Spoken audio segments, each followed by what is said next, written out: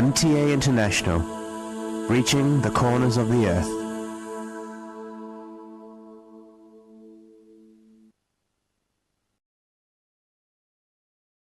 اس وقت ہم سیدنا حضرت امیر المومنین خلیفۃ المسیح رابع ایدہ اللہ تعالی بنصر العزیز کا ایک تاریخی خطبہ جمعہ آپ کی خدمت میں پیش کر رہے ہیں۔ حبیبنا صلی علی محمد صلی علی حبیبنا صلی علی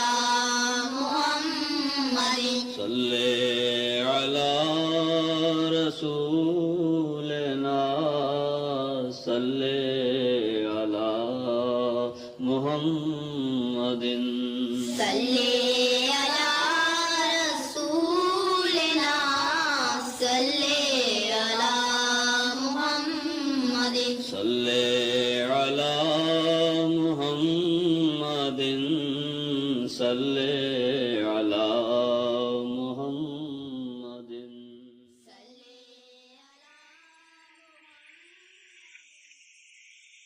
أشهد أن لا إله إلا الله وحده لا شريك له وأشهد أن محمدا عبده ورسوله أما بعد فأعوذ بالله من الشيطان الرجيم بسم الله الرحمن الرحيم الحمد لله رب العالمين الرحمن الرحيم مالك يوم الدين إياك نعبد وإياك نستعين اهدنا الصراط المستقيم صراط الذين أنعمت عليهم غير المغضوب عليهم ولا الضالين۔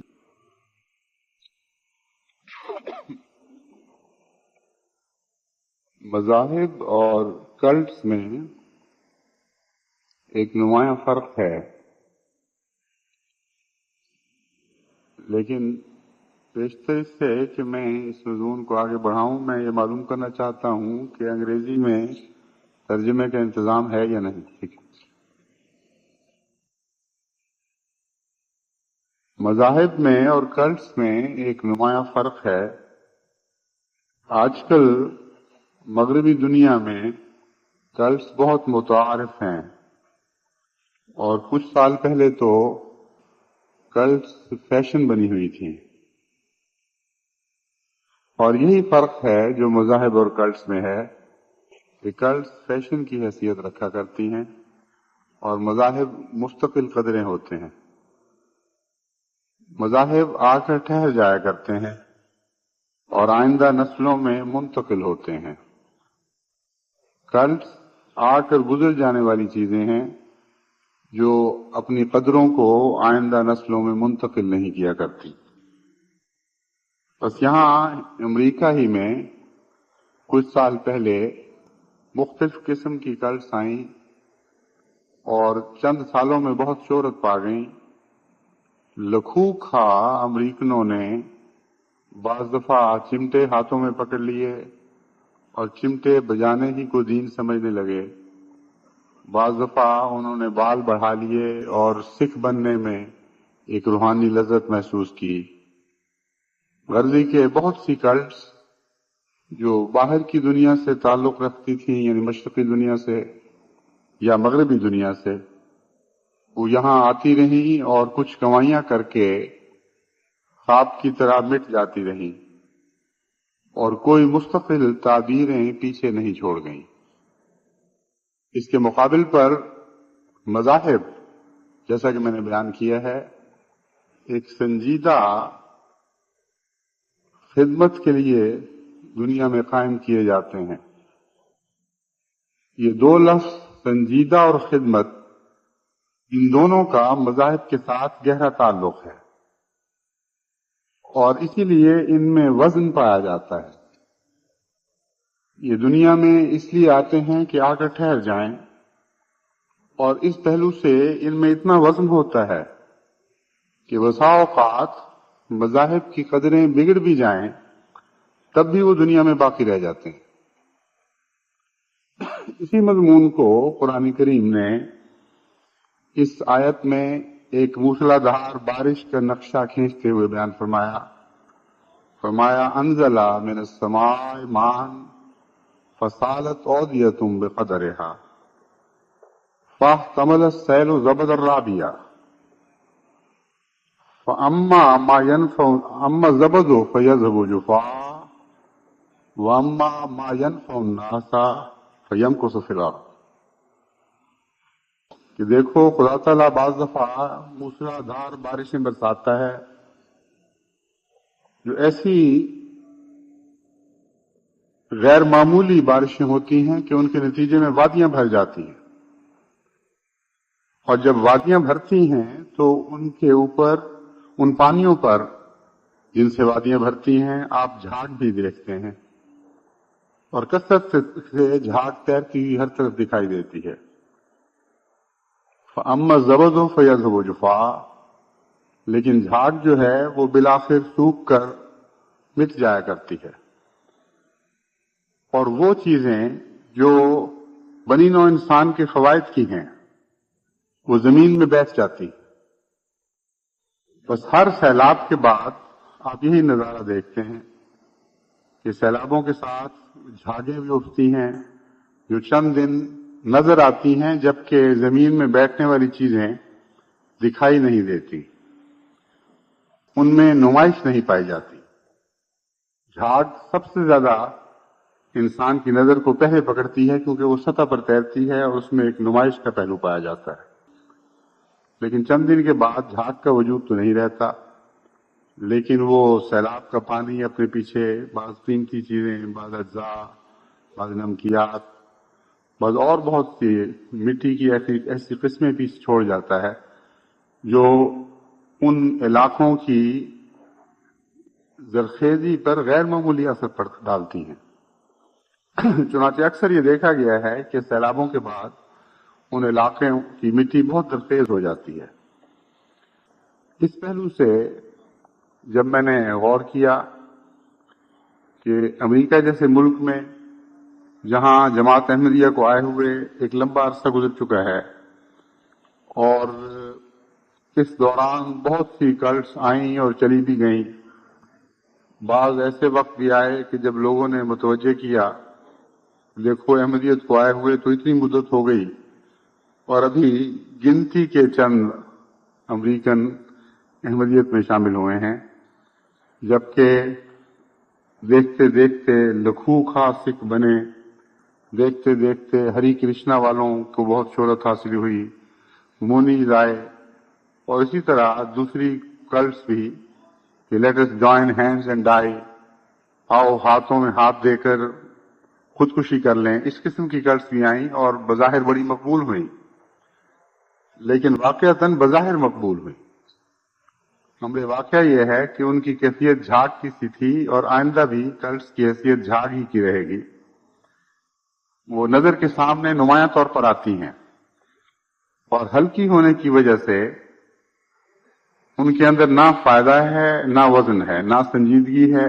نہ بنی نوع انسان کے لیے فوائد ہیں۔ وہ آتی ہیں اور مٹ جایا کرتی ہیں، لیکن اس کے ساتھ ہی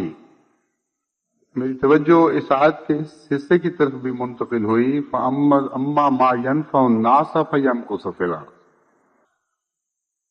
کہ اگر تم واقعتاً دنیا میں قائم رہنا چاہتے ہو اور ہمیشگی اختیار کرنا چاہتے ہو تو تمہارے اندر بنی نوع انسان کے لیے فوائد ہونے چاہیے۔ اس پہلو سے جب میں نے مزید غور کیا تو مجھے یہ حقیقت بھی سمجھ آ گئی کہ کیوں بسا اوقات جماعت امریکہ کے بعض حصوں میں پھیلی اور پھر جلدی ختم ہو گئی۔ وہ جھاگ کی طرح تو نہیں، لیکن پھر بھی جو قرآن کریم نے یہ صفت بیان فرمائی ہے مذاہب کی کہ وہ ٹھہر جایا کرتے ہیں اور وقتی جوش اور ابال کے بعد مٹ نہیں جایا کرتے، یہ صفت احمدیت کے اوپر امریکہ کے بعض حصوں میں اطلاق نہیں پاتی۔ یہ فکر تھی جس کے نتیجے میں سوچتے سوچتے میرا مضمون اس آیت کی طرف منتقل ہوا، اور میں نے جب غور کیا تو مجھے یہ راز سمجھ آیا کہ یہاں جب تک جماعتوں میں بنی نوع انسان کے فوائد کی صفات کو ابھارا نہ جائے اور خصوصیت کے ساتھ ان کی طرف توجہ نہ دی جائے، یہاں جماعتوں کا استقلال پکڑنا کوئی آسان کام نہیں ہوگا۔ اور جب آپ اس نقطۂ نگاہ سے وسیع جائزہ لیتے ہیں تو آپ کو یہ معلوم ہوگا کہ واقعتاً بنیادی کمزوری یہی ہے۔ جہاں بھی دنیا میں جماعتیں بنی نوع انسان کے فوائد کے کام کرتی ہیں اور بنی نوع انسان کے فوائد ان کے ساتھ وابستہ ہو جایا کرتے ہیں، وہاں جماعتیں آ کر گزر جانے والی ہواؤں کی طرح نہیں ہوا کرتی، بلکہ ان پانیوں کی طرح جو اپنے پیچھے غیر معمولی وزنی اقدار چھوڑ جایا کرتے ہیں، وہ وہاں مستقل طور پر قیام پذیر ہو جایا کرتی ہیں، وہ وہاں جڑیں پکڑ جاتی ہیں۔ بس اس مضمون کے ساتھ ہی افریقہ کی جماعتوں کی طرف میری توجہ مبذول ہوئی اور میں نے دیکھا کہ واقعتاً افریقہ میں بھی بہت سی تبدیلیاں پیدا ہوتی رہتی ہیں اور ہوائیں چلتی ہیں، کبھی مشرق سے مغرب کو، کبھی مغرب سے مشرق کو۔ مذاہب کی طرف توجہ بھی ہوتی ہے، مذاہب سے توجہ ہٹ بھی جایا کرتی ہے، لیکن جماعت احمدیہ کا جہاں تک تعلق ہے، مسلسل وقت کے گزرنے کے ساتھ جماعت زیادہ مضبوط ہوتی چلی گئی ہے اور زیادہ مضبوط ہوتی چلی جا رہی ہے، اور جماعت کے پاؤں زیادہ گہرے جمتے چلے جا رہے ہیں۔ لیکن انہی حصوں میں جہاں بنی نوع انسان کے فوائد ان سے وابستہ ہیں، جہاں بنی نوع انسان کے نظر آنے والے فوائد ان سے وابستہ نہیں ہیں، وہاں ایسی مضبوطی کی کیفیت دکھائی نہیں دیتی۔ چنانچہ مغربی افریقہ میں جہاں جہاں سکولز ہیں، ہسپتال ہیں، اس کے علاوہ جماعت میں خدمت کا جذبہ پایا جاتا ہے، بنی نوع انسان کی خدمت کے جذبے سے بنی نوع انسان کی خدمت کے جذبے کی روح جماعت میں زندہ ہے، وہاں اللہ تعالیٰ کے فضل کے ساتھ کوئی انقلاب بھی جماعت کے اوپر برا اثر نہیں ڈالتا۔ حکومتیں آتی ہیں، چلی جاتی ہیں، بعض دفعہ جمہوری حکومتیں قائم ہوتی ہیں، بعض دفعہ فوجی حکومتیں قائم ہوتی ہیں، اور بعض دفعہ بڑے خطرناک قسم کے بھی انقلاب آتے ہیں۔ وہ دوسری چیزوں پر اثر انداز ہو جاتے ہیں مگر جماعت پر اثر انداز نہیں ہوتے۔ چنانچہ اب جو 100 سالہ جبلی کے سلسلے میں وہاں مختلف ممالک میں ان کے بڑے بڑے لوگوں نے، یعنی دنیا کے نقطۂ نظر سے بڑے لوگوں نے، حکومت کے نمائندوں نے، وزراء نے، بڑے بڑے چیفز نے جماعتی تقریبات میں حصہ لیا، ان کی جو رپورٹیں مجھ تک پہنچتی ہیں ان میں یہ بات سب سے نمایاں نکلی کہ ہر مقرر نے اس بات پر زور دیا کہ یہ جماعت بنی نوع انسان کے فائدے کی جماعت ہے، اور بعض نے اپنے بچپن کے واقعات بتائے کہ ہماری یادیں جماعت کے ساتھ اس وقت سے وابستہ ہیں جب ہم نے ان کے مبلغین کو یہ نیک کام کرتے دیکھا، ان کے اساتذہ کو اس طرح محنت کر کے ہمارے بچوں کو پڑھاتے دیکھا، اور ان کے ڈاکٹروں کو اتنی قربانی کر کے ہمارے بیماروں کو شفا دیتے دیکھا۔ اور یہ جو فوائد ہیں، ان فوائد کے ذکر میں ان کی نگاہیں روحانی فوائد پر بھی پڑنے لگی ہے، اور یہ جو دنیاوی فوائد ہیں اس کے نتیجے میں ان کی نظر زیادہ گہرا اتر کر جماعت کی روحانی حیثیت پر بھی پڑنے لگی ہے۔ چنانچہ کثرت سے اس بات کا بھی افریقہ میں اقرار کیا گیا کہ باوجود اس کے کہ ظاہری طور پر ان کے ہسپتال دوسرے ہسپتالوں کے مقابل پر کوئی حیثیت نہیں رکھتے تھے، باوجود اس کے کہ دنیا کے جو جدید ترین آلات ہیں جراحی کے یا دوسرے خون وغیرہ کے امتحان لینے کے، وہ ان کے پاس موجود نہیں تھے، بلکہ بعض اوقات عملاً کوئی بھی ایسی چیز نہیں تھی جو جان بچانے کے لیے ضروری ہو۔ ایسے حالات میں بھی جبکہ مریض کو میز پر لٹا کر آپریشن کرنا اس کی جان لینے کے مترادف سمجھا جانا چاہیے، نہ بجلی ہے، نہ روشنی، نہ اسٹیرلائز کرنے یعنی جراثیم سے پاک کرنے کے لیے ضروری آلات مہیا ہیں، ضروری سامان مہیا ہے، اور بتی جلائی اور وہاں ڈاکٹر نے اٹھ کر پیٹ کا چاک کرنا شروع کر دیا، اور اینٹی بایوٹکس بھی پوری موجود نہیں۔ لیکن ایسے علاقے ہیں جہاں ہزارہ آپریشن ہوئے لیکن کوئی جان ضائع نہیں گئی، اور اتنی شہرت ہوئی ایسے ڈاکٹروں کی کہ ان کی شہرت کے نتیجے میں بڑے بڑے امریکن ہسپتال اور یورپین ہسپتالوں کو چھوڑ کر لوگ دور دور سے ان ہسپتالوں میں آنے لگے۔ تو یہ اقرار بھی اب عام ہونے لگا ہے، پہلے دبی زبانوں میں ہوا کرتا تھا، اب کھلی زبانوں میں، کھلی محافل میں یہ اقرار ہونے لگا ہے کہ ان لوگوں کی دعاؤں میں بھی برکت ہے، ان کی توجہ میں بھی برکت ہے، ان کی روحانیت جسمانی شفا کا موجب بھی بن جاتی ہے، اور اس طرح اللہ تعالیٰ کے فضل سے وہ نگاہیں جو ظاہری فوائد پر پڑھ کر وہیں ٹھہر جایا کرتی تھیں، اب وہ ان سے پرے سرایت کر کے روحانی فوائد کو بھی دیکھنے کے قابل بن چکی ہیں۔ لیکن مضمون وہی ہے، جب تک آپ بنی نوع انسان کے لیے مفید نہیں بنیں گے، آپ کے بقا کی کوئی صورت نہیں ہے۔ ممکن ہے کہ وقتی طور پر ایک علاقے میں احمدیت پھیل جائے، لیکن جو دنیا کا قانون ہے وہ ضرور اپنا اثر دکھائے گا۔ ان کی بقا کی یہی صورت ہے جو قرآن کریم نے بیان فرمائی ہے، اگر وہ اس پر قائم نہ رہے تو نتیجتاً وہ نہیں تو ان کی نسلیں ان سے ہٹ کر واپس اسی ماحول میں جذب ہو جائیں گی جس ماحول سے آپ لوگ یعنی پہلی نسلیں آئے تھے۔ یہ وہ خطرہ ہے جو پہلے بھی درپیش تھا، اور بارہا اس خطرے نے جماعت کی آئندہ نسلوں کو یعنی مقابلتاً اس زمانے سے آئندہ نسلوں کو بہت شدید نقصان پہنچایا۔ یہی وہ خطرہ ہے جو اب بھی درپیش ہے، اور اس کے لیے جماعت کو باشعور طور پر ضرور کچھ کوشش کرنی ہوگی۔ یہ درست ہے کہ اس علاقے میں جہاں تک فوائد کا تعلق ہے، یہ لوگ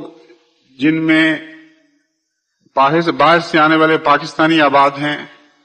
یا افریقن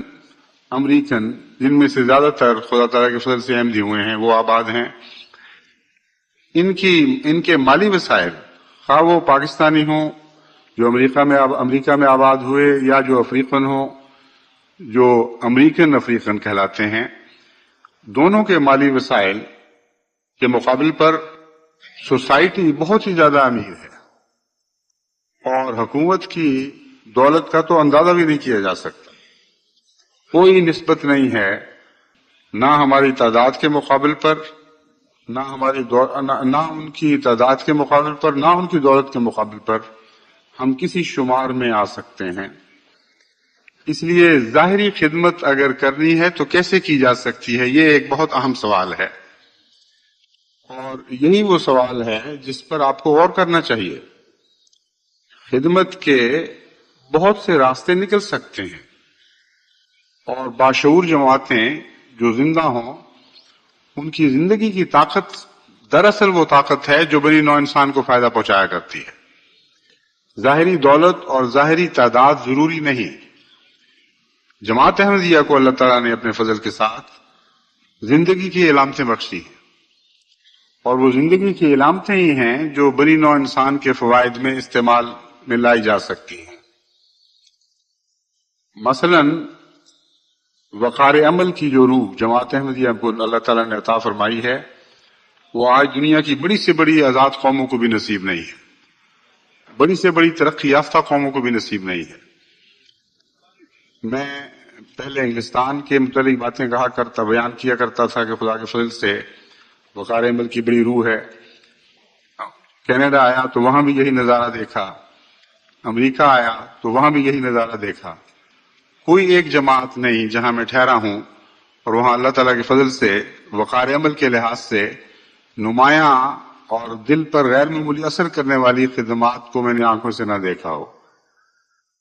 بس یہ معلوم ہوتا ہے کہ اللہ کے فضل سے وہ زندگی کی علامتوں کا جہاں تک تعلق ہے وہ امریکہ کی جماعت میں بھی بھرپور طور پہ موجود ہیں. مالی قربانی کا یہاں بیان کا موقع نہیں، وہ بھی زندگی کی علامتوں میں سے ایک علامت ہے، لیکن اس کے علاوہ بنی نوع انسان کی خدمت بھی تو وقار عمل کی ایک شکل ہے. مثلا اندھوں تک پہنچنا اور ان کے سوسائٹی سے رابطے پیدا کرنے اور ان کی خدمت کرنا. بہت سے ایسے گرے پڑے لوگ ہیں یہاں جو دولت میں رہتے ہوئے بھی بھوکے ہیں. لکھوں کھا ایسے آدمی ہیں جو بے گھر ہیں. بہت سے ایسے لوگ ہیں جو تنہا ہیں، ان کو سوسائٹی نے چھوڑ دیا ہے. بہت سے بوڑھے ہیں جن کی اپنی اولادیں ان سے قطع تعلق کر چکی ہیں. اسی طرح بہت سے نوجوان ہیں جن کو اپنے ماں باپ کا پیار نصیب نہیں ہے. اور جو لوگ ان سوسائٹیوں سے احمدی ہوتے ہیں وہ جب خط لکھتے ہیں تو ان سے مجھے یہ ساری باتیں معلوم ہوتی ہیں کہ بعض افریقن احمدیوں میں سے، یعنی افریقن امریکنز میں سے احمدی ہوئے تو مجھے لکھا کہ یہ میرے حالات ہیں. اور بعض دفعہ بڑے دردناک حالات ہوتے ہیں. ایک نوجوان ہے جو بچپن سے بے سہارا رہا ہے اور اس سے کسی ایفرو امریکن نے، یعنی ہمارے رنگدار بھائی نے جو امریکن ہیں، پیار کا سلوک کیا. اسی سلوک سے متاثر ہو کر وہ احمدیت کی طرف مائل ہوا اور احمدیت قبول کی. پھر مجھے خط لکھا کہ یہ میرے حالات ہیں. تو جہاں تک دکھوں کا تعلق ہے وہ تو دنیا کی امیر ترین سوسائٹی میں بھی موجود ہے.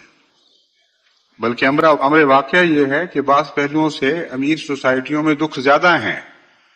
صرف ٹٹولنے کی بات ہے. بہت سے ایسے دوست آپ کو چلتے پھرتے نظر آئیں گے جو بظاہر خوش ہوں گے اور رقص و سرود کے عادی یا شراب کے دھنی، لیکن جب آپ ان کو ٹٹول کر دیکھیں گے تو آپ حیران ہو جائیں گے کہ ان کے سینے مختلف قسم کے غموں اور فکروں سے چھلنی ہوئے ہیں.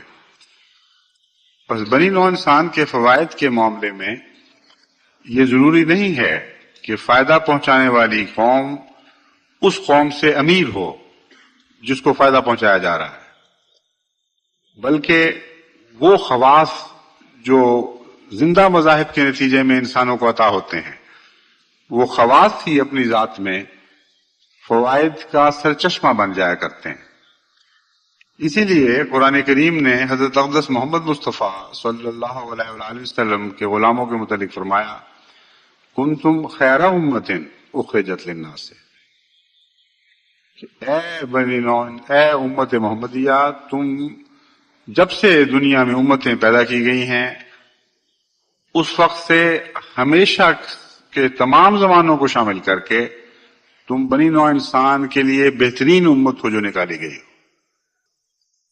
اخرجت للناس نے اس مضمون کو حل کر دیا کہ کیوں بہترین ہو. فرمایا اس لیے کہ تم ان کے فائدے کے لیے ہو. اب جس زمانے میں یہ آیت نازل ہوئی ہے اس زمانے میں تو اسلام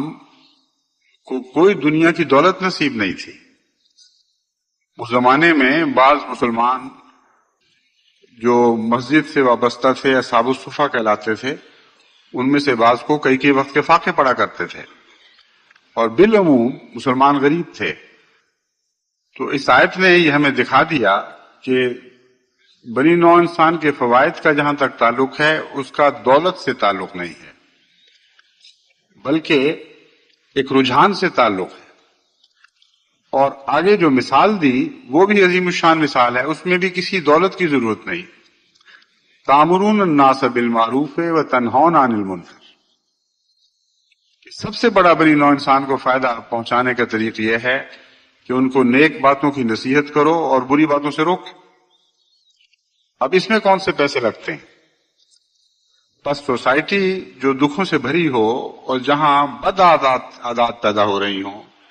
جہاں معاشرے بگڑ رہے ہوں اور اس حد تک بگڑ رہے ہوں کہ ان کی آئندہ نسلوں کے لیے بقا کا سوال پیدا ہو جائے کہ وہ زندہ بھی رہیں گی کہ نہیں.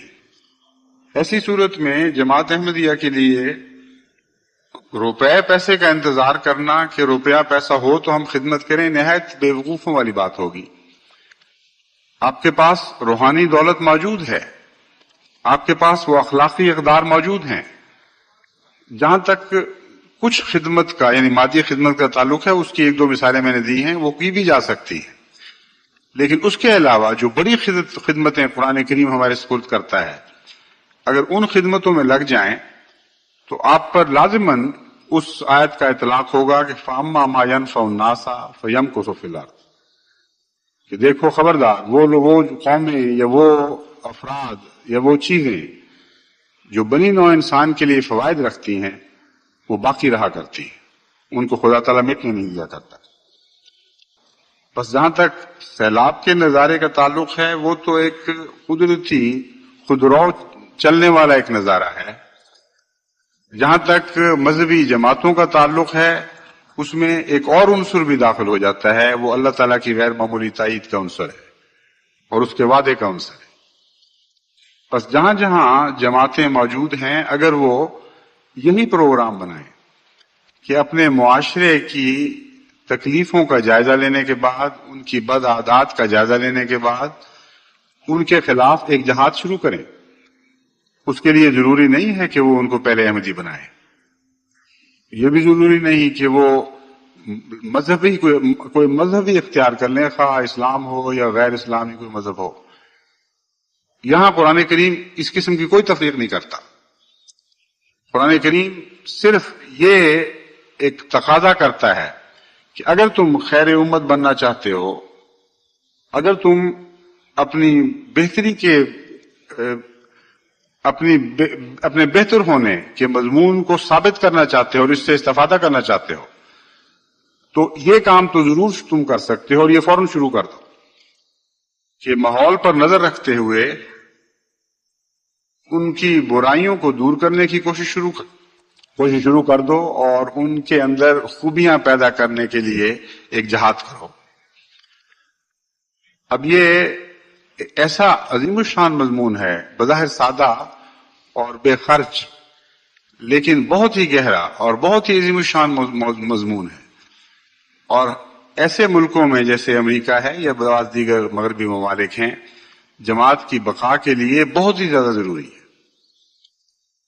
وہ شخص جو غیروں کو نصیحت کرتا ہے اس کا غیروں میں جذب ہو کر ضائع ہونے کا کوئی احتمال نہیں رہا کرتا. اگر بچہ بھی نصیحت کرنی شروع کر دے تو اس کا نصیحت کرنا ہی اس کے لیے حفاظت کا سامان پیدا کر دیا کرتا ہے. اور اگر ایک باقاعدہ منصوبے کے مطابق جماعت میں، ہر جماعت میں جو امریکہ میں موجود ہے، نصیحت کے گروہ بنائے جائیں، بدیوں سے روکنے کے گروہ بنائے جائیں، چھوٹے بچوں کو بھی اس میں ملوث کیا جائے جو اسکول میں ہیں، وہ اسکول کے ان بچوں کے لیے نصیحت کے پیغام دیں جو بیچارے معصومیت میں ڈرگ ایڈکشن کے جال میں پھنستے چلے جاتے ہیں، اور طرح طرح کی برائیاں سکھانے کے لیے باقاعدہ یہاں مافیا قائم ہیں. بہت بڑے بڑے دولت کے شکنجے ہیں جن کے اندر بدیاں سکھانے کی تربیت دی جاتی ہے، اور پھر ان شکنجوں میں آ کر پھر کوئی انسان باہر نکل نہیں سکتا.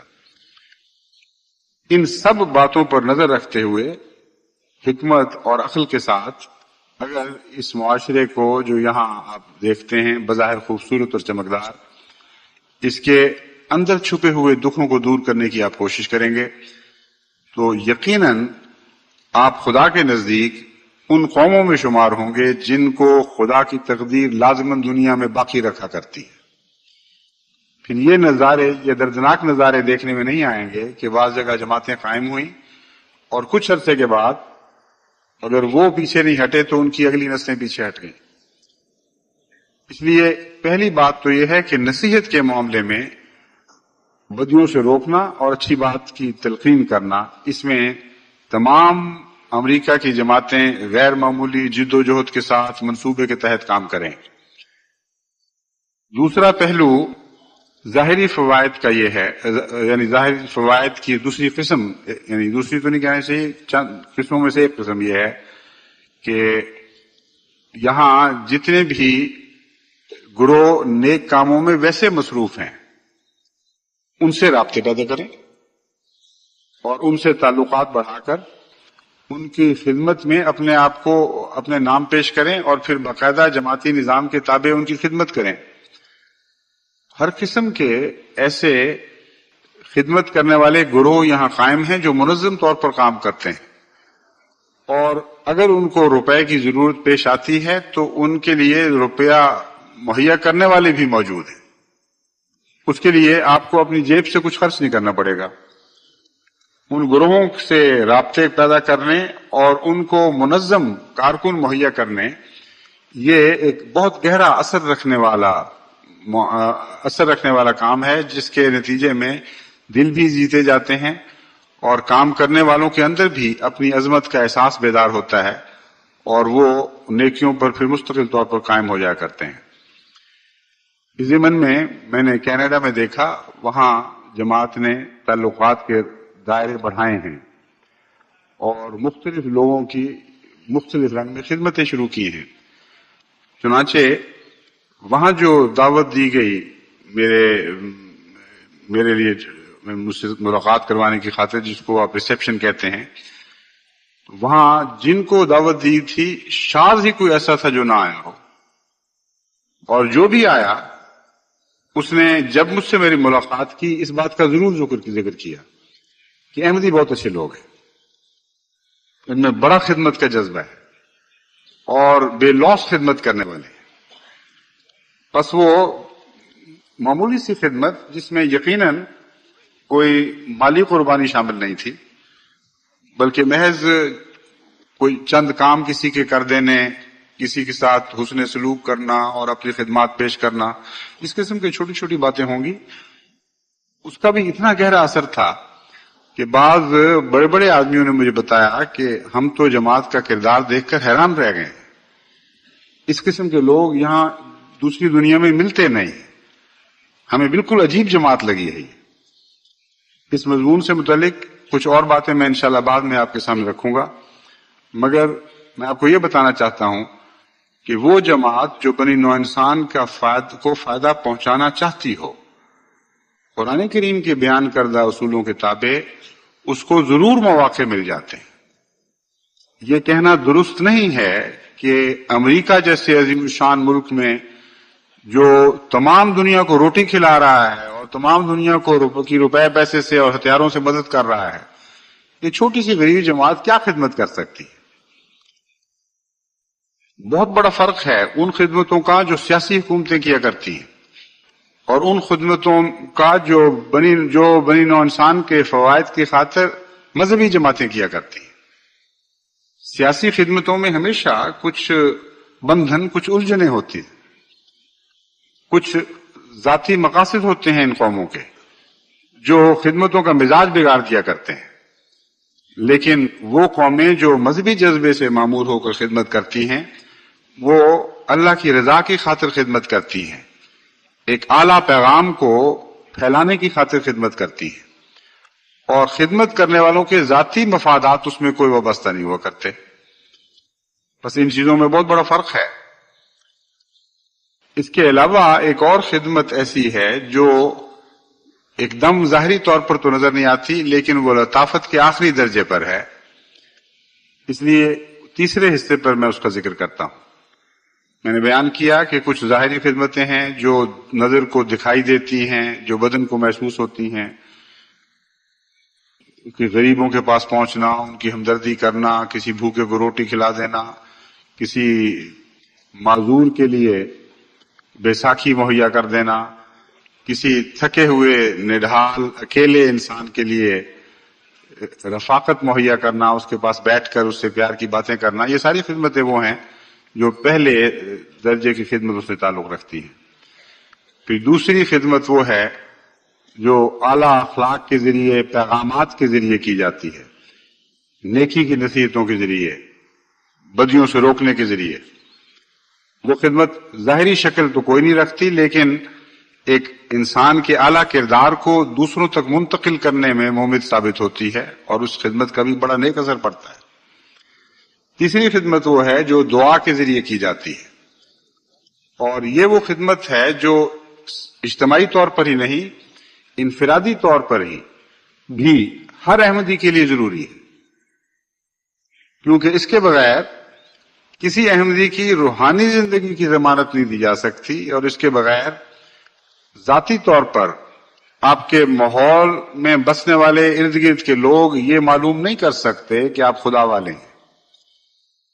بس سب سے زیادہ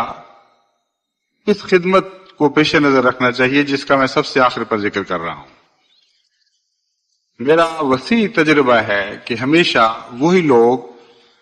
تبلیغوں میں بھی کامیاب ہوتے ہیں، اور انہی کی نسلوں کی خاص طور پر حفاظت کی جاتی ہے جو دعاگو ہوں اور سچی ہمدردی سے اپنی دعاؤں کا فیض دوسروں کو پہنچائیں. یہ وہ فیض ہے جو دوسری دنیا میں کسی میدان میں آپ کو دکھائی نہیں دے گا. اس لیے جیسا کہ حضرت اقدس مسیح موعود علیہ الصلوۃ والسلام نے ایک موقع پر فرمایا کہ ہر قسم کی نیکیوں کے میدانوں میں آپ کو دوسری دنیا بھی دکھائی دے گی، وہاں ان کے ساتھ آپ کا مقابلہ ہے، لیکن تعلق باللہ کا، اللہ سے محبت اور پیار اور دعائیں کر کے اس کے فضلوں کو جذب کرنے کا میدان کھلا پڑا ہے آپ کے لیے.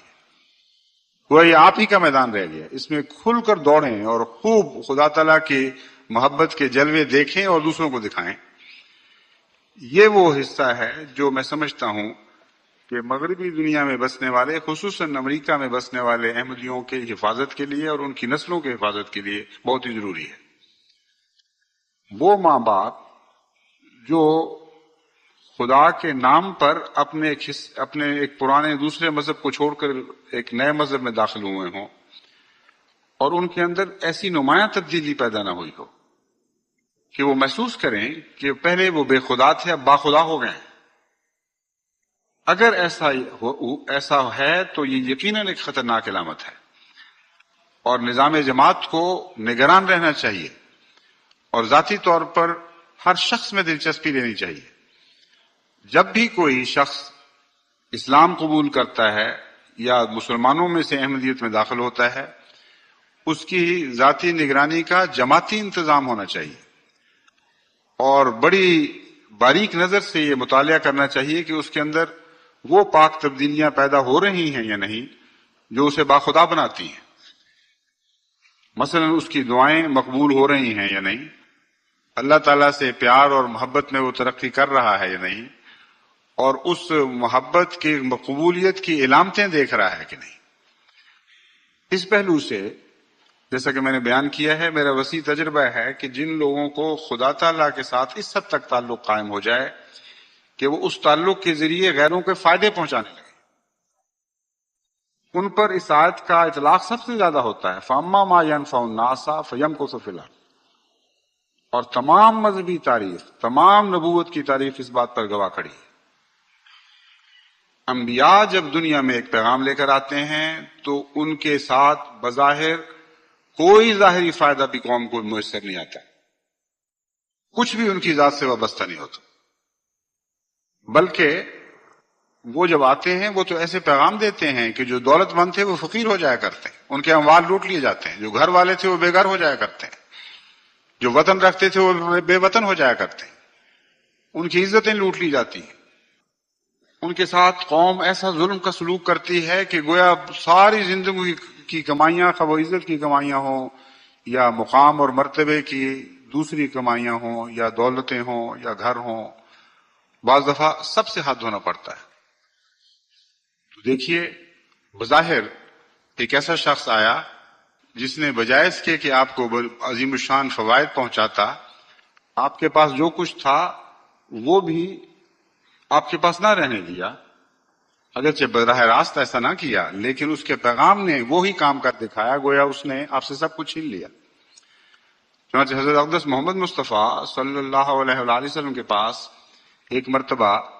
ایک معزز صحابی حاضر ہوئے جو ماحول کے مظالم اور ذلت آمیز سلوک سے تنگ آ گئے تھے۔ عرب لوگ بڑے باغیرت تھے، اور عرب سردار تو غیرت رکھنے میں حد اعتدال سے بھی آگے بڑھ چکے ہوتے تھے، اور عربوں میں یہ کہانیاں، ایسی نظمیں، ایسے اشعار عام معروف تھے کہ ہم وہ لوگ ہیں جو ایک معمولی سی بے عزتی کے نتیجے میں اپنے خاندان کو خوفناک جنگوں میں جھونک دیا کرتے ہیں، اور بعض دفعہ نسل بعد نسل سینکڑوں سال تک ایک چھوٹی سی بے عزتی کا بدلہ اتارنے کے لیے وہ فخر سے یہ کہا کرتے تھے کہ ہم نے اپنے دنیا کے مفادات کو اس آگ میں جھونک دیا اور کچھ بھی پرواہ نہ کی۔ اور امر واقعہ یہ ہے کہ معمولی باتوں پر قبائل میں ایسی جنگیں چھڑی جو 200 سال تک جاری رہی۔ وہ قبائل جو غیر معمولی عظمت رکھتے تھے، وہ مٹتے مٹتے صفحہ ہستی سے مٹنے کے کنارے تک پہنچ گئے، لیکن اس جھوٹی غیرت نے پھر بھی چین نہ لیا اور اس کی پیاس نہ بجھی۔ ان قوموں سے وہ صحابہ آئے تھے جن کو حضرت محمد مصطفیٰ صلی اللہ علیہ وآلہ وسلم نے صبر سکھایا تھا، جن کو راضی برضا رہنا سکھا دیا تھا، جن کو بتایا گیا تھا کہ خدا کی عزت کے سوا اور کوئی عزت نہیں ہے، اور خدا کے نام پر صبر کرنے سے بہتر اور کوئی عظمت نہیں ہے جو انسان حاصل کر سکتا ہے۔ بہرحال ان کے اپنے اس پس منظر کے نتیجے میں کسی کا پیمانہ بعض دفعہ لبریز بھی ہو جایا کرتا تھا۔ بس اس صحابی کا پیمانہ بھی لبریز ہوا، اور اس نے آن وسلم کی خدمت میں جا کے عرض کیا کہ یا رسول اللہ، ہم تو بڑے معزز ہوا کرتے تھے، اور ایسے قوم میں معزز تھے کہ کسی کی مجال نہیں تھی کہ میلی آنکھ سے ہمیں دیکھے۔ آج آپ کو قبول کرنے کے بعد دنیا کے ذلیل ترین لونڈے، گلیوں کے بچے ہم پر آوازیں کستے ہیں، ہم پر پتھر اٹھاتے ہیں، ہمیں ذلیل اور رسوا کرتے ہیں۔ 1 سال نہیں، 2 سال نہیں، سال پر سال گزرتے چلے جا رہے ہیں، اور اس حالت کو ہم برداشت کرتے چلے جا رہے ہیں۔ آخر کب تک ایسا کریں؟ کیوں ہمیں اجازت نہیں دیتے کہ ہم اپنے انتقام کے لیے اپنی تلوار اٹھائیں، اور اس کے نتیجے میں جو کچھ ہم پر گزرتی ہے اسے برداشت کرنے کے لیے تیار ہوں گے؟ یہ جب آپ نے صلی اللہ علیہ وسلم نے بات سنی تو حضور اکرم صلی اللہ علیہ وسلم کا چہرہ جوش سے تمتمانے لگا۔ آپ نے فرمایا کہ دیکھو، تم سے پہلے ایسے لوگ بھی تھے جنہوں نے خدا کے نام پر ہر قسم کی بے عزتیاں برداشت کی، ہر قسم کے دکھ اٹھائے، یہاں تک کہ ان میں ایسے بھی تھے جن کو لوہوں کے آنکڑوں سے، جن کی کھالوں کو لوہوں کے آنکڑوں سے جس طرح کنگھی کی جاتی ہے بالوں پہ، اس طرح لوہے کے کنگوں سے ان کی جلدیں نوچی گئیں، یہاں تک کہ ان کے بدن ننگے ہو گئے، اور پھر ان کے گوشت نوچے گئے، یہاں تک کہ ہڈیاں دکھائی دینے لگی، لیکن انہوں نے اف نہیں کی اور صبر کا دامن ہاتھ سے نہیں چھوڑا۔ ان میں ایسے بھی تھے جن کو بعض درختوں سے باندھ کر ان کے سر پر آلے چڑھائے گئے، اور سر سے لے کر نیچے تک 2 نیم کر دیا گیا، جس طرح شاخیں تو وہ کاٹی جاتی ہیں، جس طرح لکڑیاں کاٹی جاتی ہیں، لیکن انہوں نے کامل صبر کے ساتھ اور کامل رضا کے ساتھ ان تکلیفوں کو برداشت کیا، صرف اس لیے کہ وہ خدا کو راضی کرنا چاہتے تھے اور خدا کی خاطر سب کچھ چھوڑ بیٹھے تھے۔ ایسے لوگ تھے۔ جب آپ نے یہ بات سنی، اس صحابی نے یہ بات سنی، وسلم کی دل کی یہ کیفیت دیکھی، تو شرمندگی کے ساتھ اور پشیمانی کے ساتھ بالکل پانی ہو گئے، بے اختیار ہو گئے، اور اس کے بعد پھر کبھی کسی صحابی کے منہ سے حضرت صلی اللہ علیہ وسلم نے کوئی شکوہ نہیں سنا۔ یہ وہ لوگ تھے جن کے متعلق قرآن کریم نے فرمایا کنتم خیر امت اخرجت للناس۔ اے محمد مصطفیٰ کے غلاموں، بظاہر تمہارے پاس کچھ بھی نہیں ہے، لیکن تم خیر امت ہو، اس دنیا ہی کی نہیں، صرف عربوں کی نہیں، بلکہ ارد گرد کی تمام دنیا کی، اس ساری دنیا کی بھلائیاں تم سے وابستہ کی جا چکی، اور آئندہ آنے والی نسلوں کی بھلائیاں بھی تم سے وابستہ کی جا چکی۔ ان بھلائیوں کا راز دراصل ان کے تعلق باللہ میں تھا، اور تعلق باللہ ہی تھا جو سب سے زیادہ بنی نوع انسان کے فوائد کے لیے خدا اللہ تعالیٰ کی طرف سے اس دنیا کو عطا کیا گیا تھا۔ یعنی تعلق باللہ تو محمد رسول اللہ صلی اللہ علیہ وسلم کے دل میں تھا، لیکن وہ تعلق پھیلا، نور ایسا تھا جو ایک سینے میں رہنے والا نہیں تھا، دوسرے سینوں میں منتقل ہوا، اور آخری مقصد یہ تھا کہ بنی نوع انسان کو فائدہ پہنچے۔ بس دیکھیے کہ جب رسول دنیا میں آتے ہیں تو ان کے آغاز میں کسی قسم کی دنیاوی شوقت یا برتری ان کو نہیں ملا کرتی۔ ایک رسول تنہا دنیا میں آتا ہے، ساری دنیا اس کی مخالفت کرتی ہے، اور وہ بنی نوع انسان کے فوائد کے لیے سب سے زیادہ اہم وجود ہوا کرتا ہے اپنے زمانے میں۔ بس وہ کون سی چیز ہے اس رسول میں جس سے بنی نوع انسان کے فوائد وابستہ ہو جاتے ہیں؟ وہ اس کا تعلق باللہ ہے، وہ اللہ سے اس کا پیار ہے، اللہ سے اس کی محبت ہے، اور اس کے جواب میں اس کی دعاؤں کی مقبولیت ہے۔ بس یہ تیسری چیز ہر دوسری چیز سے زیادہ اہمیت رکھتی ہے۔ اگر نئے ہونے والے احمدیوں کو یا جو پرانے احمدی ہیں ان کو بھی، اور جو بچے احمدیوں میں پیدا ہو رہے ہیں ان کو بھی اس نقطۂ نگاہ سے دیکھا جائے کہ کتنے ان میں سے ہیں جنہوں نے خدا تعالیٰ سے براہ راست تعلق قائم کر لیا ہے اور ان کی دعائیں قبول ہوتی۔ اگر اس پہلو سے جائزہ لیا جائے اور تربیت کا انتظام کیا جائے تو میں آپ کو یقین دلاتا ہوں کہ مغربی دنیا میں اور امریکہ میں بسنے والوں کو کوئی خطرہ نہیں، ان کو اس ملک سے گھبرا کر بھاگنے کی ضرورت نہیں، ان کو اس فکر کی ضرورت نہیں کہ ہماری نسلوں کا کیا بنے گا۔ ظاہری تعلیم و تربیت کا انتظام نہ بھی ہو، اکیلا بھی ایسا شخص ایک بہت بڑے شہر میں بستا ہو جو برائیوں کی آماج کا بن چکا ہو، تب بھی اگر خدا کا تعلق اس کو حاصل ہے تو اس نے ضرور فتح یاب ہونا ہے، اس کی نسلوں کو دنیا میں کوئی طاقت نقصان نہیں۔ پھر میرا ذہن حضرت اقدس محمد مصطفیٰ صلی اللہ علیہ وسلم ہی کی طرف منتقل ہوتا ہے۔ آپ نے ایسی ہی دنیا میں تو قدم رکھا تھا جس کے متعلق قرآن کریم فرماتا ہے ظہر الفساد فی البر والبحر، یعنی فساد ایسا غالب آ چکا ہے کہ نہ اس نے تری کو چھوڑا، نہ خشکی کو چھوڑا، نہ تری کو چھوڑا۔ ہر قسم کے لوگ، خواہ وہ مذہبی تھے یا غیر مذہبی تھے، فساد سے مغلوب ہو چکے ہیں۔ حضرت صلی اللہ علیہ وآلہ وسلم کو اس فساد سے کوئی خطرہ نہیں تھا۔ وہ فساد جس نے ساری دنیا کو مغلوب کر لیا تھا، اس فساد کو مغلوب کرنے کے لیے ایک رسول بھیجا گیا، وہ تنہا تھا، اور اس وقت اس کے ساتھ اور کوئی نہیں تھا سوائے خدا کی محبت کے۔ بس یہی وہ زندگی کا نسخہ ہے جو پہلے کامیاب ہوا تھا اور آج بھی کامیاب ہوگا۔ اس نسخے کے سوا اور کوئی نسخہ کامیاب ہو نہیں سکتا۔ اس لیے جماعت امریکہ کو اس طرف توجہ کرنی چاہیے۔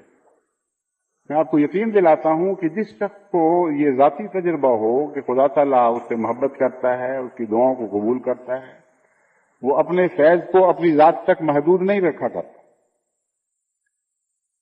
میں ان لوگوں کی بات نہیں کر رہا جو دکھاوے کی خاطر یہ بتانے کے لیے کہ مجھ سے اللہ کا تعلق ہے بڑھ بڑھ کر مجالس میں یہ باتیں کرتے ہیں کہ اس طرح خدا مجھ سے سلوک کرتا ہے۔ میں ان لوگوں کی بات کر رہا ہوں جو جانتے ہیں کہ خدا کو ان سے تعلق ہے اس حد تک کہ وہ ذرہ نوازی فرماتے ہوئے ان سے پیار کا سلوک کرتا ہے۔ جب ان کی نظر کسی دکھی پر پڑتی ہے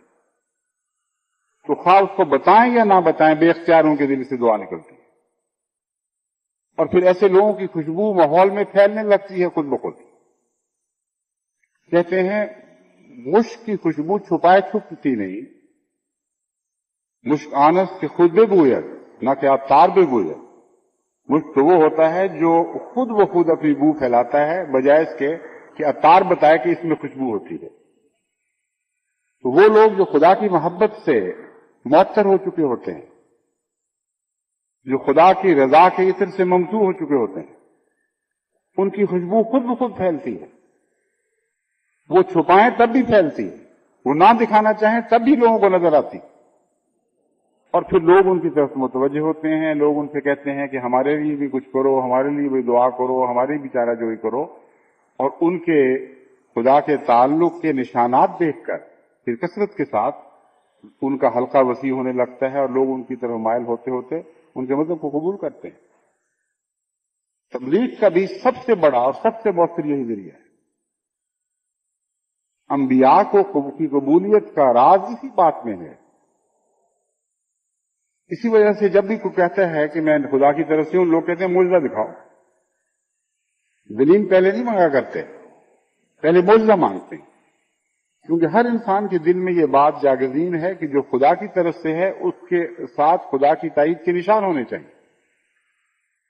بس آپ نے بھی تو اس دنیا میں یہی دعویٰ کرنا ہے, اور یہی آپ کا دعویٰ ہے. اگر یہ دعویٰ نہیں تو پھر احمدیت کا یہاں پھیلانا ایک بالکل بیکار اور بےمانی کوشش ہوگی, کیونکہ پیسے آپ نے ان سے مانگنے کوئی نہیں. آپ کا اس مصیبت میں مبتلا ہونا پھر کیا فائدہ رکھتا ہے؟ آپ کوئی ہرے کرشنا والوں کی طرح کی تو نہیں کہ چمٹے بجائیں اور ان سے پیسے وصول کر کے محلات کھڑے کریں. آپ نے تو اپنے پاس سے پیسے دے کر ان کے اوپر خرچ کرنے ہیں. کیا مقصد ہے, کیوں کرنے ہیں؟ اگر خدا کا تعلق نہیں ہے, اگر خدا کے ساتھ آپ کو محبت نہیں ہے اور خدا آپ سے پیار نہیں کرتا, تو آپ کیوں ایسا کام کریں گے؟ بس اگر ایسے کام نہیں ہو رہا ہے تو اس کے پیچھے ایک پس منظر میں ایک تکلیف دہ منظر بھی تو دکھائی دیتا ہے. اگر کسی جماعت میں یہ آثار دکھائی نہ دیتے ہوں تو میری نظر سطح پہ نہیں ٹھہرتی, بلکہ میں پرلی طرف جھانک کر دیکھتا ہوں اور میں اس بارے میں سخت بے چین ہو جاتا ہوں کہ خدا کے تعلق میں کمی کیوں ہے. کیوں ابھی تک وہ اپنی اس خدا سے آشنا نہیں ہوئے جس کے متعلق حضرت مسیح موعود علیہ السلام فرماتے ہیں کہ میرا بس چلے تو ڈھنڈورے پیٹوں دنیا میں, دفیں بجاؤں, اور اس بلند آواز سے دنیا میں منادی کروں کہ لوگوں کے کان پھٹ جائیں کہ دیکھو تمہارا ایک خدا ہے, ہماری اعلیٰ لذات اس خدا سے وابستہ ہے, وہی ہماری بہشت ہے. پس بنی نوع انسان کو اگر آپ فائدہ پہنچانا چاہتے ہیں تو فائدے کی آخری شکل جس سے بلند تر فائدہ کوئی متصور نہیں ہو سکتا, وہ ان کو اپنے خدا میں شریک کرنا ہے. خدا کا تو کوئی شریک نہیں, لیکن خدا کے بندے اپنے خدا میں دوسروں کو شریک کرتے چلے جاتے ہیں اور محض اپنے لیے نہیں رکھا کرتے. یہ علم کے خدا ایک ایسی دولت ہے جس کے ساتھ ساری دنیا کو بھی شریک کر لیں تو وہ دولت ختم نہیں ہو سکتی. یہ علم ان کو اس بات سے بے نیاز کر دیتا ہے کہ اس دولت میں اور شریک ہوں گے تو میرا کیا بنے گا. بلکہ امر واقعہ یہ ہے کہ یہ دولت ایسی ہے جس میں اگر آپ دوسروں کو شریک کریں گے تو آپ کی دولت بڑھے گی. وہی لوگ خدا سے زیادہ محبت پاتے ہیں, وہی لوگ خدا کی نظر میں بلند تر مراتب حاصل کرتے چلے جاتے ہیں جو خدا کے تصور کو دوسروں میں پھیلاتے ہیں اور خدا کی دولت کو دوسروں میں بانٹتے ہیں. بس اپنی دولت بڑھانے کا بھی تو یہاں یہ طریقہ ہے کہ اپنی دولت بانٹی جائے. یہ وہ روحانی نظام ہے جس کو سمجھ کر, جس کو جاری کر کے حقیقت میں امریکہ میں احمدیت کامیاب ہو سکتی ہے, ورنہ اور کوئی ذریعہ نہیں. اتنا خطرناک ملک ہے, یہاں کی فضا زہریلی ہے, یہاں لوگ ظاہری پولوشن کی باتیں کرتے ہیں, وہ بھی بہت ہے, اس میں شک نہیں کہ ہمسایہ ملک بھی امریکہ کی ظاہری پولوشن سے بڑے سخت نالاں ہو چکے ہیں, اور یہ شکوے وہاں سے اب کھلی آواز میں سنائی دینے لگے ہیں کہ امریکہ جو انڈسٹری کے ذریعے فضا میں سلفر کا تیزاب پھیلاتا ہے وہ ہمارے ملک میں زہر کی بارش بن کے برستا ہے.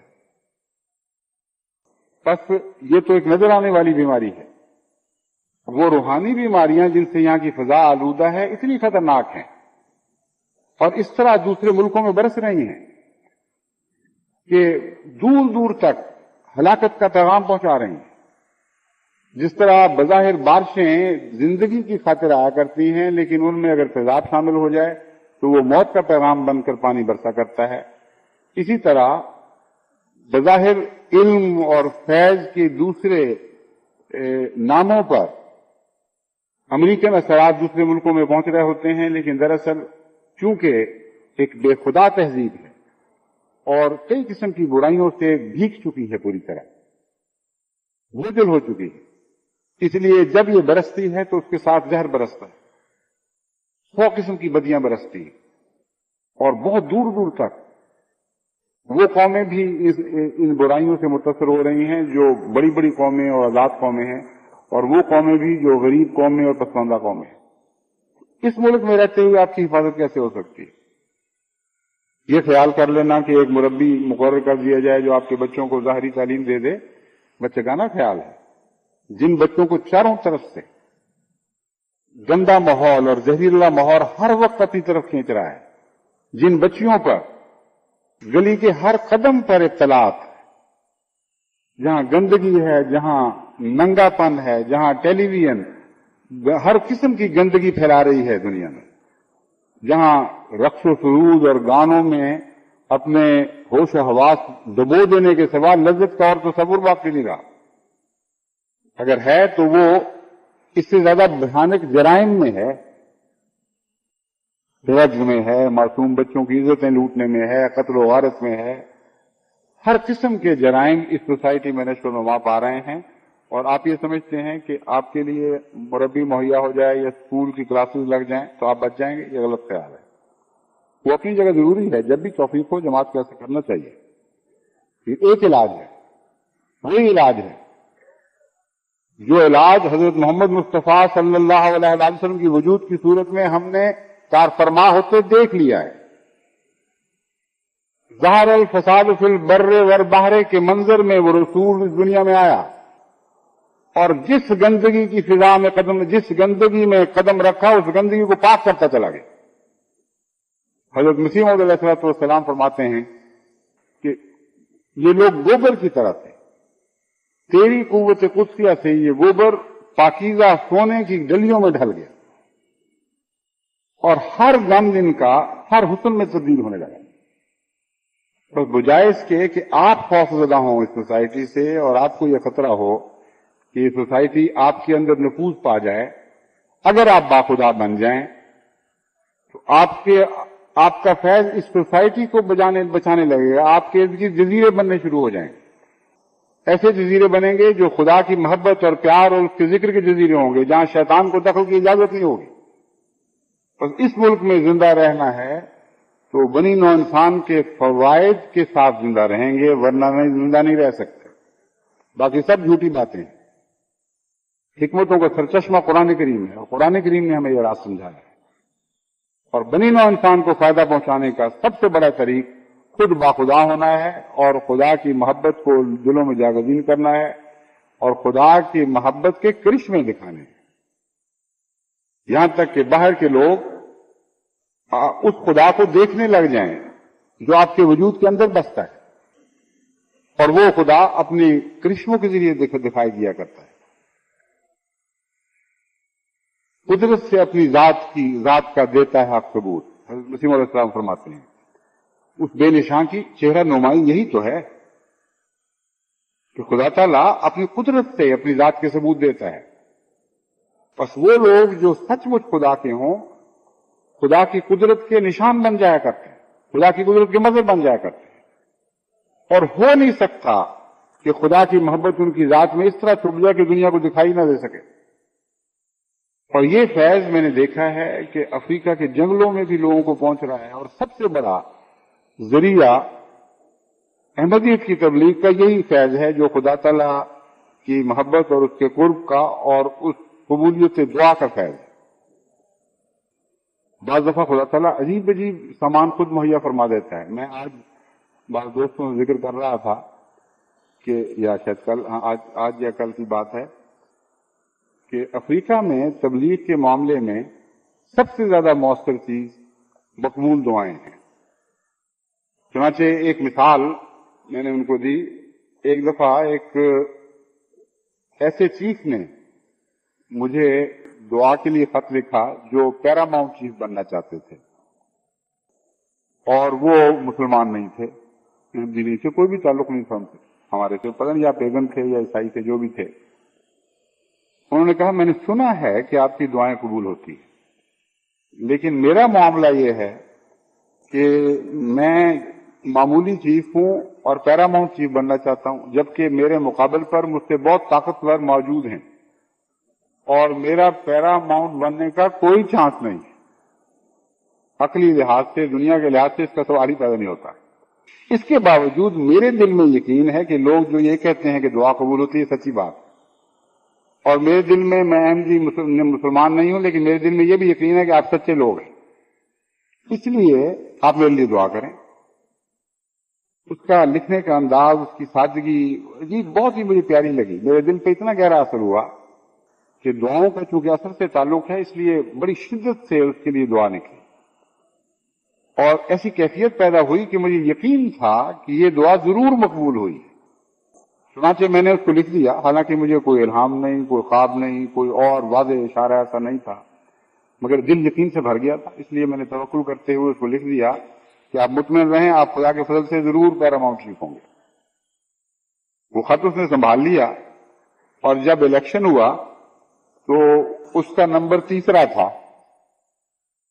یعنی ایک کے پیراماؤنٹ چیف تو بننا درکنار، جو پیراماؤنٹ چیف بن رہا تھا اس کے بعد نمبر 2 جو تھا اس سے بھی پیچھے ووٹ تھا، لیکن کوئی اس کو حادثہ پیش آیا یا کیا بات ہوئی کہ مجبور ہو گئی حکومت دوبارہ الیکشن کرانے پر، اور جو اول آ رہا تھا وہ میدان سے نکل گیا۔ جب دوبارہ الیکشن ہوا تو پھر بھی ووٹ برابر برابر ہو گئے اور ٹائی پڑ گئی، لیکن یہ پہلا واقعہ دیکھنے کے بعد اس کو یقین ہو گیا تھا، یہ خط دکھاتا پھرتا تھا سب کو کہ مجھے خط آ گیا، میں نے جیتنا ہی جیتنا ہے۔ اس وقت اس حکومت نے یہ فیصلہ کیا کہ ایک نمائندہ مقرر کیا جائے جس کو یہ اختیار دیا کہ میرٹ کی بات نہیں ہے، تم جاؤ جس پہ تمہارا دل مطمئن ہو اس کو بنا دو، جھگڑا ختم۔ اور پریزیڈنٹ سے یہ اختیار لے کر وہ آدمی وہاں پہنچا، اور اللہ کی شان یہ ہے کہ وہ شخص احمدی تھا۔ یہ عجیب بات ہے کہ پریزیڈنٹ نے اس موقع پر چنا بھی تو ایک احمدی کو چنا، اور اس نے جب خط دیکھا تو فیصلہ ہو چکا تھا۔ اب یہ خدا کی تقدیر ہے، یہ شروع سے آخر تک یہ سارا سلسلہ اس قسم کا ہے کہ دیکھنے والے کو نظر آتا ہے کہ کوئی معمولی واقعہ نہیں ہو رہا، کوئی اتفاقات کی بات نہیں ہے، بلکہ خدا کی تقدیر چل رہی ہے۔ چنانچہ نہ صرف یہ کہ وہ خود احمدی ہوئے، بلکہ اس علاقے میں اس کا اتنا اثر ہوا کہ اس علاقے میں پھر دعوتیں دی گئی ہمیں کہ آپ اپنے مبلغین بھیجیں، اور پیراماؤنٹ چیف نے ایک نہیں بلکہ 2-3 نے اوروں نے دی، دعوتیں دی اور پھر شکوے کیے کہ پہلے ہمارے پاس کیوں نہیں آدمی بھیجے۔ اور ایک علاقے میں، یا وہ ان کا اپنا علاقہ تھا یا ان کے ساتھ کا، میں مجھے یقینی طور پر یاد نہیں، لیکن اسی کے نتیجے میں جو پھل ملے ہیں ان میں سے ایک پھل تھا۔ ایک علاقے میں جب وہ ہمارے مبلغین کی ٹیمیں پہنچی ہیں تو ایک کے بعد دوسری دفعہ 2 دفعہ یہ مہمات چلی، اور اللہ تعالیٰ کے فضل سے ایک ہفتے میں ایک دفعہ 8,000، دوسرے ہفتے 7,000، کچھ یعنی 15,000 سے زائد بیٹھیں اس علاقے میں ہو گئی۔ اور مبلغین یہ کہتے ہیں کہ ہماری اپنی کمزوری ہے، ہمارے پاس وسائل نہیں ہیں، ہم تعداد میں بھی تھوڑے ہیں، دوسرے علاقوں میں بھی جانا ہے، ورنہ سارا علاقہ تیار بیٹھا ہے، صرف ہم یہ انتظار کرتے ہیں کہ جائیں، ان کو سمجھائیں، ان کے علماء سے باتیں کریں اور وہ مطمئن ہو جائیں۔ تو ایک دعا، اور وہ بھی ایسی جو لکھنے والے کی وجہ سے خاص رنگ پکڑ گئی ہو، اور اس کے نتیجے میں خدا نے اتنے پھل دیے ہیں۔ اس کے علاوہ بھی ایسے کرشمے روز افریقہ میں دکھائی دیتے ہیں جہاں دعاؤں کے نتیجے میں خدا تعالیٰ کثرت سے جماعت کو پھیلا رہا ہے۔ جب میں جہاز میں آ رہا تھا تو ایک دوست جو کینیڈین تھے، ان کو اس بات میں دلچسپی پیدا ہوئی، انہوں نے مجھ سے پوچھا کہ آخر کیا وجہ ہے ہم عیسائی اتنی دولت خرچ کر رہے ہیں، دوسری بڑی بڑی قومیں ہیں، مسلمان حکومتیں ہیں، اس کے باوجود آپ کو کامیابی ہو رہی ہے، ہمیں نہیں ہو رہی۔ تو میں نے کہا وہ جو چیز ہمارے پاس ہے تمہارے پاس نہیں ہے، کیا کیا جائے؟ مذہب کی اصل دولت، مذہب کی روح، مذہب کی جان تو خدا ہوا کرتا ہے۔ اگر کسی کے پاس خدا ہو تو اس نے کامیاب ہونا ہی ہونا ہے، کوئی طاقت دنیا کی اس کو روک نہیں سکتی۔ اور جس کے پاس نہیں ہے وہ ظاہری ذرائع سے دنیا کے اپنی دولتوں اور دنیاوی قوتوں کے ذریعے بظاہر کامیابیاں حاصل کرتا ہے، لیکن جو کچھ پیدا کرتا ہے وہ خدا والے لوگ نہیں ہوا کرتے،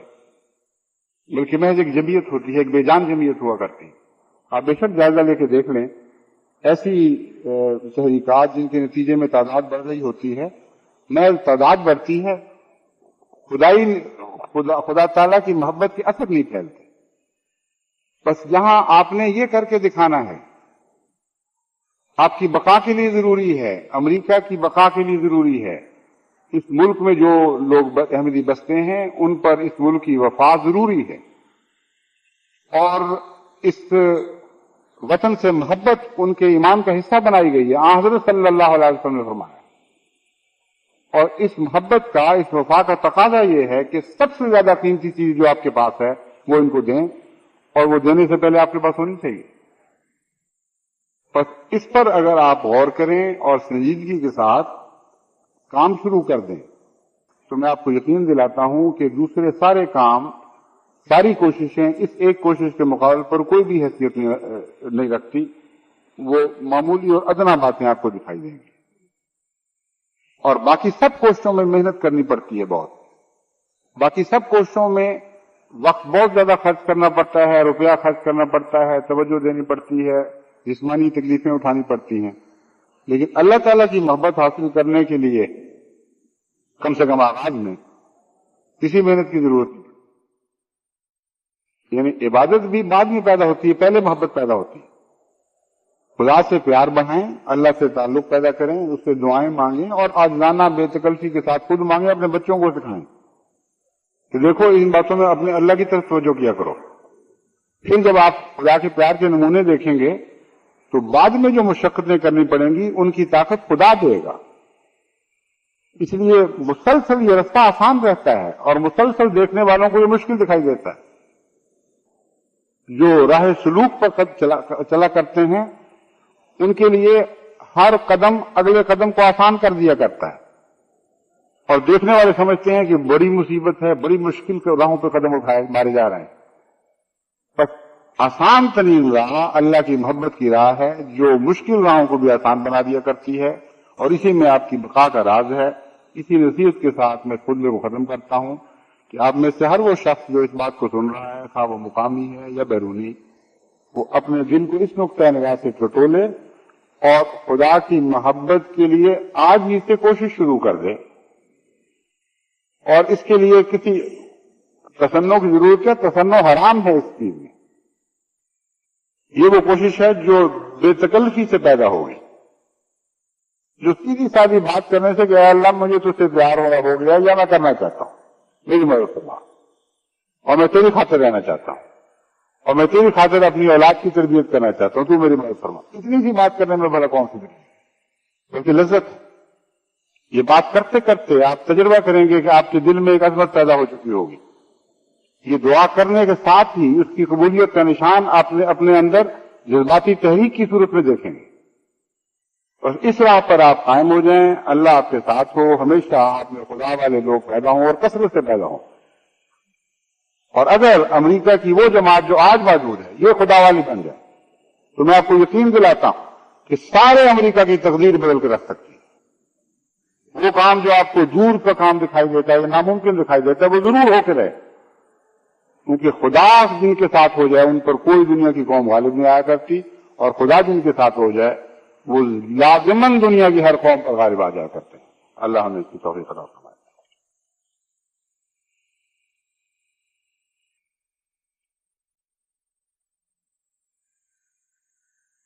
الحمدللہ نحمده ونستعینه ونستغفره ونؤمن به ونتوکل علیہ ونعوذ باللہ من شرور انفسنا ومن سیئات اعمالنا من يهده الله فلا مضل له ومن يضلله فلا هادي له ونشهد أن لا إله إلا الله وحده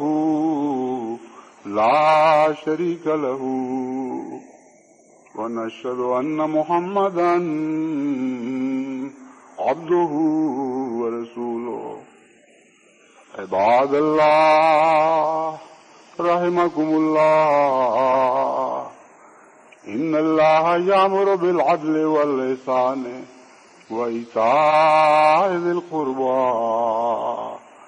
وينهى عن الفحشاء والمنكر والبغي يعظكم لعلكم تذكرون اذكروا الله يذكركم وادعوه يستجب لكم ولذكر الله أكبر